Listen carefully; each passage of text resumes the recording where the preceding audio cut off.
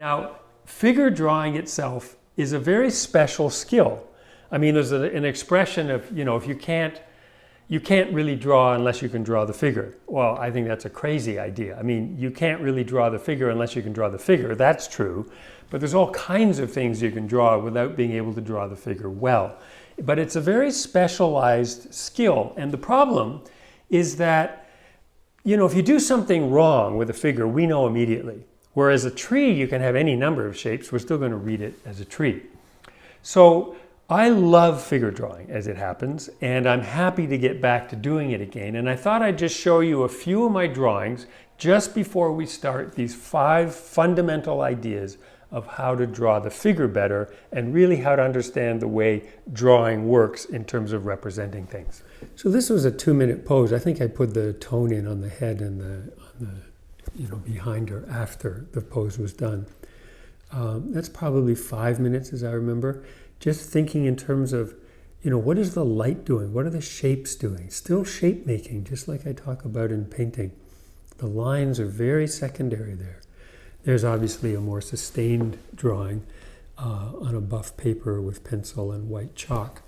But I'm starting to get in, what is the figure doing in relationship to the environment? They're sort of very natural looking poses of the sorts of things that, you might actually see in real life, whereas that's more something that you would see, in a figure drawing session. But again, very interested in the shapes and the lights and the darks in the composition. And that one, it almost looks like a sphere in sense of the lit side, the shadow, and the reflected light. In my 4th year at art college, I spent it in Florence, Italy, and I used to go to the drawing cabinets of the Uffizi for a half a day every week. And this is a copy by Annabelle Carracci. And you could just go in there and just get a portfolio of drawings, all the originals. And this one's by Titian. I mean, it's my copy of one by Titian, but the drawing was just sitting right in front of me. And I was copying pretty much exactly the cross-hatching, the quality of the edges, the quality of the line for that drawing. And then this is another one that's sort of similar. Just those numbers are just referring to different edge qualities and so on like that. And then while in the museums, I used to just draw the statues because they were so well lit and the forms were so terrific. Now, I know if you've done life drawing classes, sometimes the lighting's not that good, or, the pose doesn't interest you that much and you can't move because there's too many other people and so you don't feel that engaged by the pose. I mean, it's not always ideal. But often if you're walking around a figure drawing class, you'll see a figure drawn something like this.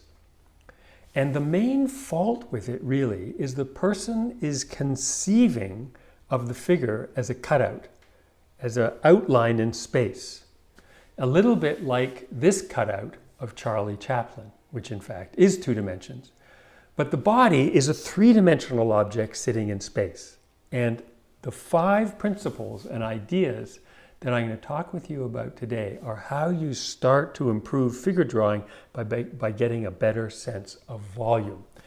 And even if you don't draw figures, I think you'll find these 5 ideas really helpful in your drawing practice. So let's have a look.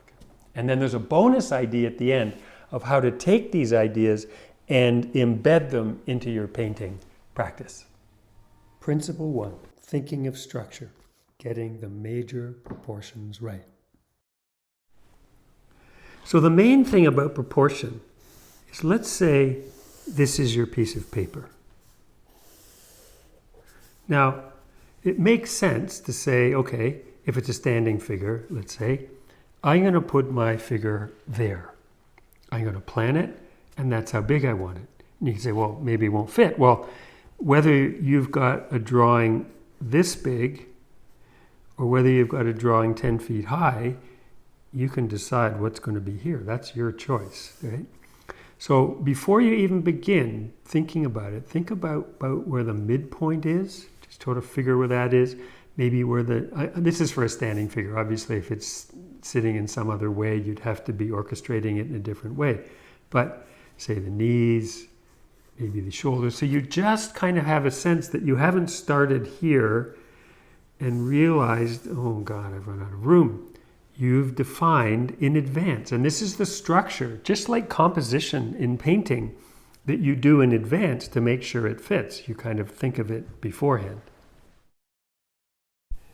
Principle 2, think overlapping shapes rather than outline. We can see from this that the physiology is not just an outline, that this muscle overlaps that muscle. You can see that this overlaps that, and that overlaps that. This one overlaps that. And then when you see on the physiology, I mean, this guy's got good muscle form, but, you see the overlaps there, to there, to there, to there, to there. You see there, there, there. They're all overlapping as forms in space. This is a Bargue drawing. Bargue created this with Jerome back in about 1868 to help at the École des Beaux-Arts for teaching drawing. But first off, just look at how well it's structured on the page in terms of the proportion to the page. But the thing I want you to look at, I'm going to zoom in here so you can see it, is look at the overlap here, here, here, and here. And then look at it again here, here. That's not a mistake, into here. And then this comes out of that. And then say here, here, and that one coming into here, and the overlap there. Those overlapping shapes take it away from being a cutout into something that starts to look like 3 dimensions in space. The same is true of clothed figures too. I mean, look, these are all overlaps, right? Each one overlap, helping us feel the form as opposed to just drawing an outline. Principle 3, think 3-dimensional forms, cylinders, spheres, forms in space. So rather than just thinking of an outline, imagine this is a figure and you're doing drawing class, or you're drawing this thing. Just think, say that kneecap that's closest to us. Just look at that thigh. It's a 3-dimensional form. It's not an outline of something. It's a 3-dimensional structure, and draw it like you sort of feel it as a structure. And the hip is here, and the other leg is going, so that when you, and then this calf comes down like that. So then when you're looking at the actual shapes, you've got the top of the kneecap here, the bottom of the kneecap here, and you can see them come in there. But then this muscle, you see, comes out of that and then joins another one that goes all the way back and comes into the hip here. You can see the whole form coming right around there. And then in here, on the other side of that kneecap, you sort of see this shape here. And then you see one form that's coming down like that, and then another one, still the thigh, sort of in like that. So you're getting this sense of like there's the belly and there's the chest and like maybe the arm there. And then you can sort of put the shape that you're seeing and that overlap there and that overlap there off these things that are considered as 3-dimensional structures in space. Principle 4, carving form with light. This is another Bargue drawing of a plaster cast clearly lit. And in some of these academic settings, you draw the plaster cast for 2 years before you're even allowed to look at the figure. And the reason is you embed this idea of seeing in terms of lit and dark before actually approaching the much more complicated aspect of flesh and the colors and the changes and so on like that. So that when you come to draw the figure, you're still thinking in terms of lit side and dark side. Principle 5, engaging the figure with its environment. So let's say we create a sphere, very simple, cast light. But look what happens when you consider what's going on behind it. Well, we don't know what's going on behind it because we're just making it up, but I'm putting this value in as dark as the line, the outline, so you can't really see it anymore. It'll just be blended in with value there itself. But look at the difference that makes in terms of giving a sense of three-dimensionality and pop to the light. And you can see in this drawing, there's just a little bit of dark behind her head that just pops the light on the top of her hair. It's not trying to do very much. It's just doing that job to pop the light. I didn't address the idea of the quality of line in the drawings this week, but I think there was already enough in here. We can save that for another time. But I wanted to add one more idea, a bonus idea we'll call it. And that's that if you look at most figure drawings, it's just a figure on a sheet of paper. Sometimes it's sitting, sometimes it's standing. It looks something like this. And I wanted to talk to you for a moment about integrating the figure into the picture plane. So in other words, getting back to composition. So let's look at two drawings by Richard Diebenkorn.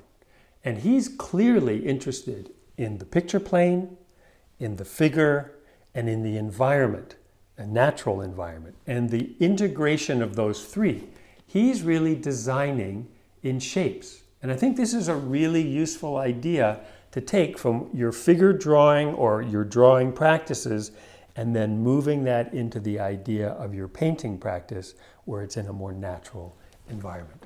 I'll be continuing to repost my best YouTube videos each month. But going forward, I'm looking to explore new ideas and directions artistically. And I plan to share that only with those on my email list, meaning a smaller group which allows me to be more open perhaps in the search and the exploration, not part of the whole social media universe. So if you'd like to follow that new direction, and it'll just be one email a month, which also contains the reposted YouTube video, you can click here or go to ianroberts.com and you'll get this 20-minute video free when you sign up. So that's where the new action will be happening, such as it is. And I do hope you'll join me. And I do hope you enjoyed this month's YouTube video. I'll see you next month. Until then, I hope you're having a richly fulfilling month of artistic engagement. All the very best. And bye for now.